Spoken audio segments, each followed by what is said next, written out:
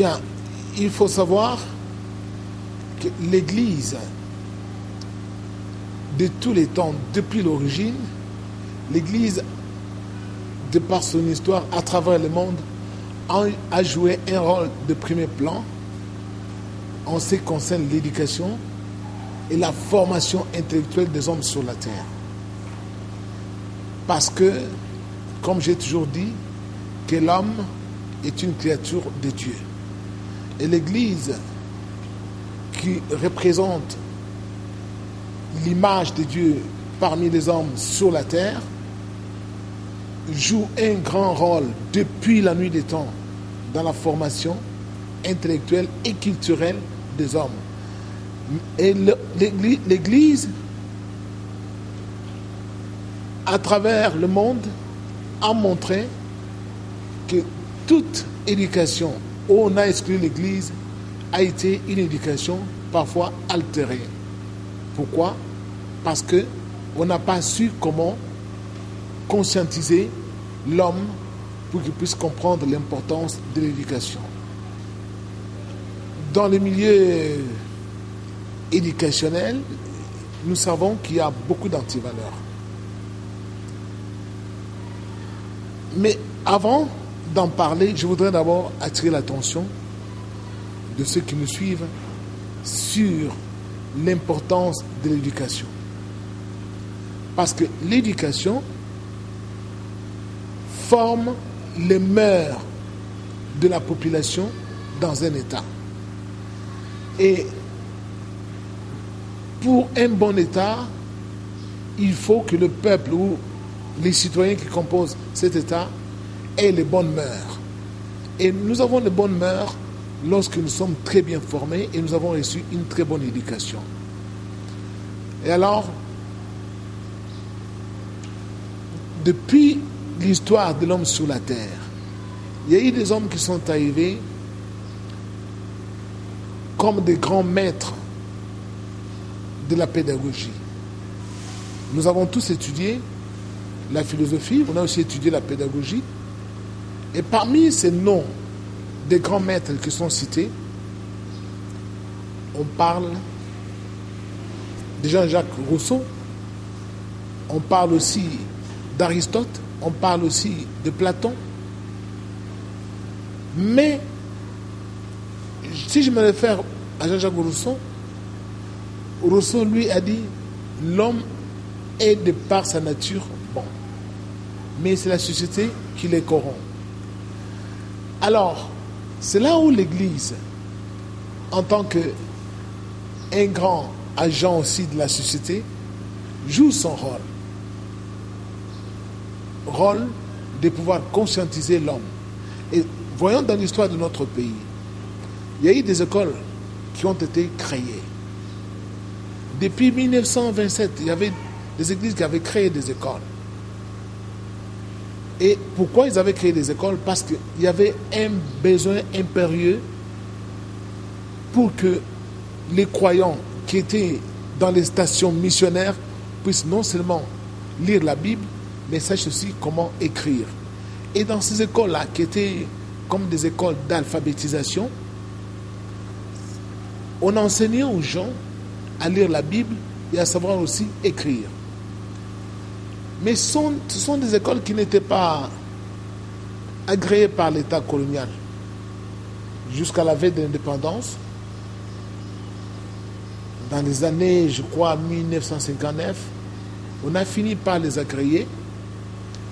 Et quand notre pays a accédé à l'indépendance, ces écoles primaires qui ont été agréées ont été subsidiées aussi par l'État.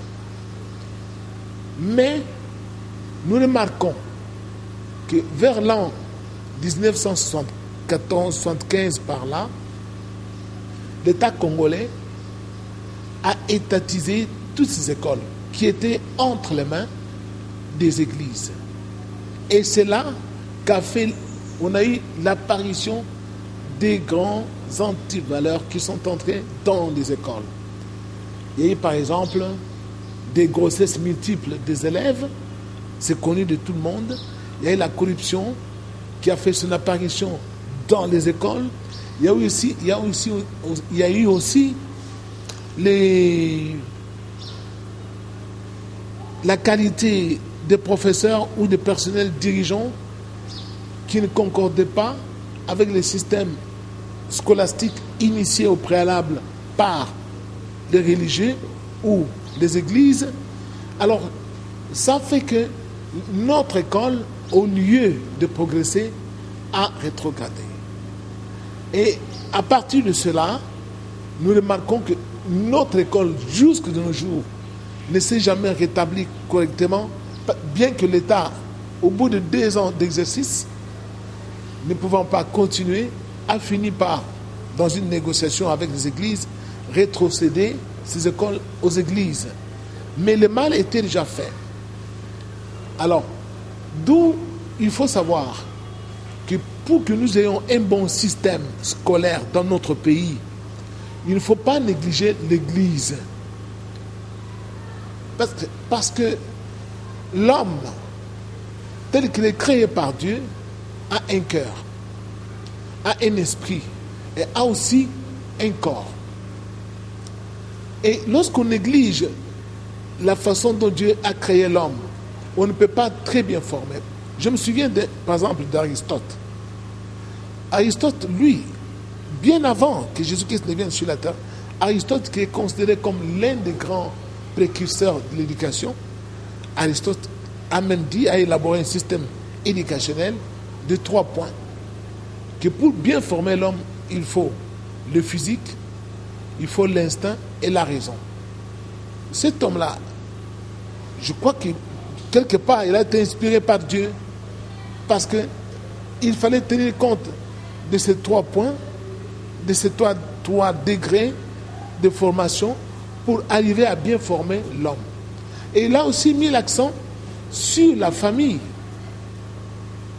que pour qu'on forme très bien les élèves, il fallait protéger la famille. Parce que sans la famille, l'homme ne peut pas évoluer correctement. Et nous remarquons que les élèves que nous avons aujourd'hui dans les écoles, parfois sont butés à des difficultés énormes. Pourquoi? Parce qu'il y a eu soit les divorces des parents et les enfants se trouvent affectés totalement. Aristote dont je parle, nous voyons qu'il a été le précepteur d'un certain Alexandre le Grand, qui a été un grand conquérant en Asie. Le monde entier parle d'Alexandre le Grand comme un grand conquérant et qui était fanatique d'un certain poète, je ne sais pas, Homère. Nous avons étudié cela. Mais qui dit grand précepteur, dit aussi un grand apprenant. Et on a vu ce que ça a donné avec Alexandre le Grand. Il faut savoir que lorsqu'on néglige la qualité du personnel enseignant, notre enseignement, notre éducation seront erronés. Et c'est pour cela qu'il y a beaucoup de laisser aller et que dans les écoles aujourd'hui, d'abord, revenons à l'église. Nous constatons qu'au niveau de l'église, pour recruter un professeur, par exemple, il y avait des critères. Non seulement des critères de compétences, mais il y avait aussi des critères moraux. Il fallait être honnête, être croyant, respectueux aussi de la vie humaine. Aujourd'hui, on a mis l'accent seulement sur la matière. Il faut avoir un diplôme de licence ou de gradué, ou de graduat, s'il vous plaît.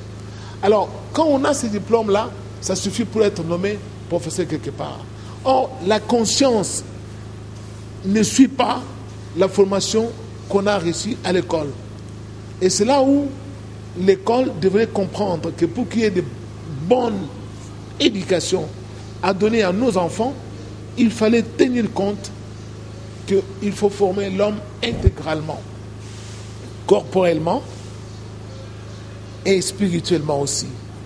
Et c'est là où notre éducation a beaucoup de problèmes. L'image de notre éducation est ternie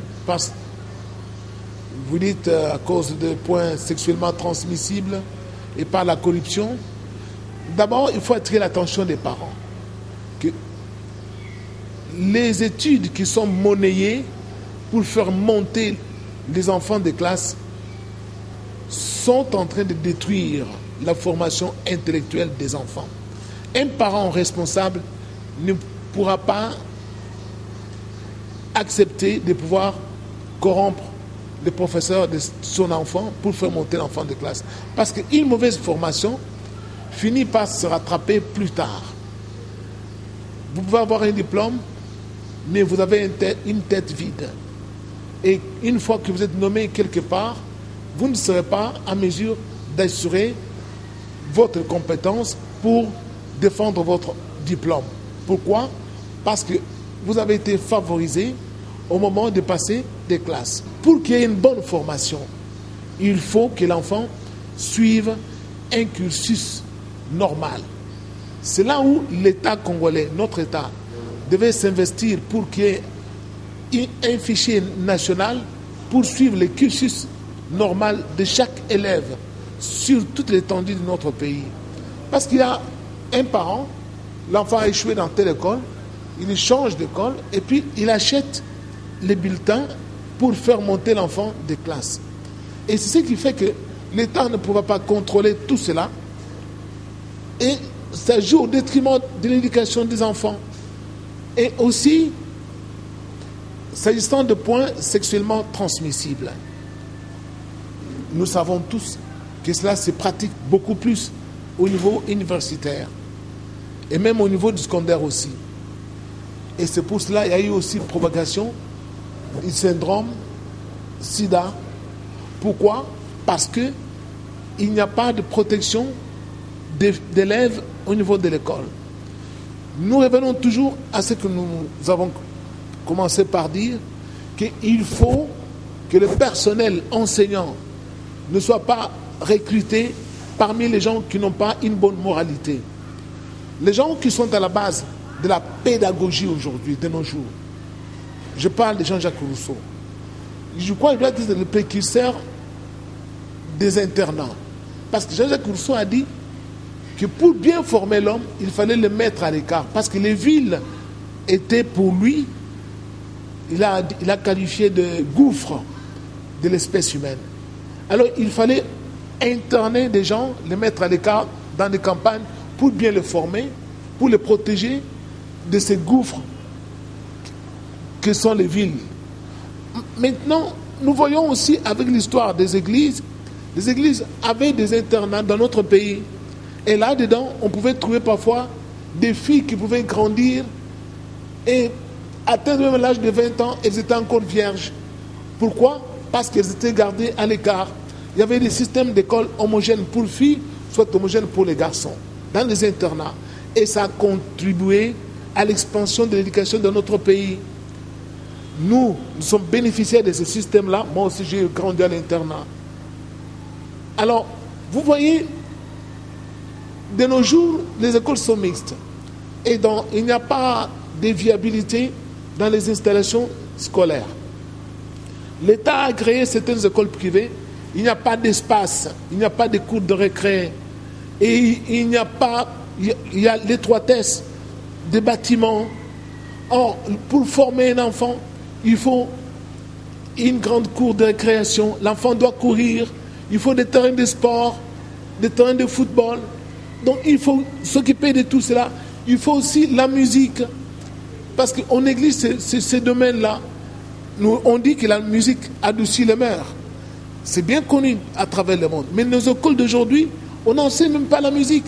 Nous savons que nous, quand nous étions jeunes, on nous enseignait la musique, comment chanter. Et aujourd'hui, les écoles qu'on a agréées, que l'État a agréées, il n'y a pas tout cela.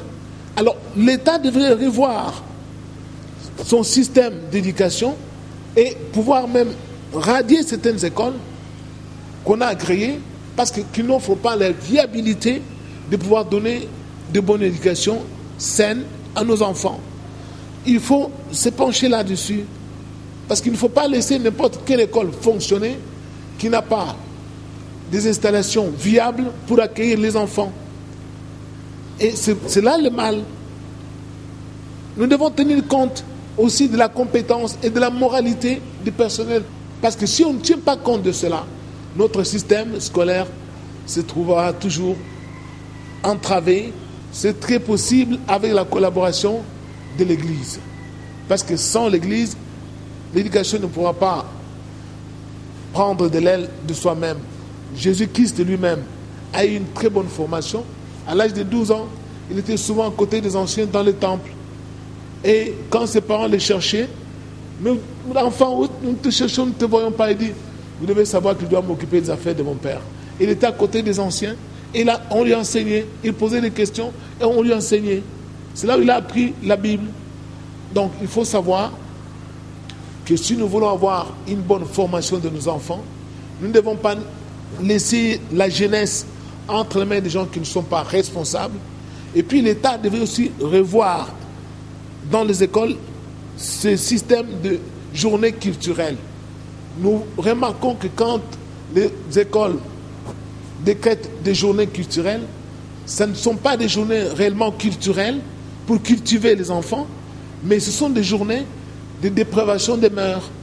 Il y a des danses obscènes qui sont pratiquées là-dedans. Alors que nous, de notre temps, quand on parlait des journées culturelles, on allait là-bas pour faire des récitals, des poèmes, des proses, on organisait des pièces de théâtre, on jouait des pièces de théâtre et ça nous permettait d'évoluer. Mais aujourd'hui, c'est pour aller exécuter des danses obscènes et macabres avec des chansons qui sont parfois très mal inspirées. L'État doit revoir tout ce système-là parce que l'école est devenue l'endroit aussi d'indiscipline. Les élèves sont devenus indisciplinés parce que le personnel n'est pas à la hauteur de la tâche. L'indiscipline a élu domicile dans les écoles et c'est pourquoi les enfants, il y en a même qui volent dans les écoles. Et quand ils volent, on ne les chasse pas parce que les parents sont les bons payeurs de frais scolaires. Alors il faut voir tous ces systèmes-là et être capable de connaître que quand le système scolaire est bon, il y a aussi un État fort. Sans les systèmes scolaires assainis, l'État se trouvera aussi faible. Parce que les citoyens qui composent l'État sont très mal formés. Voilà. Merci beaucoup.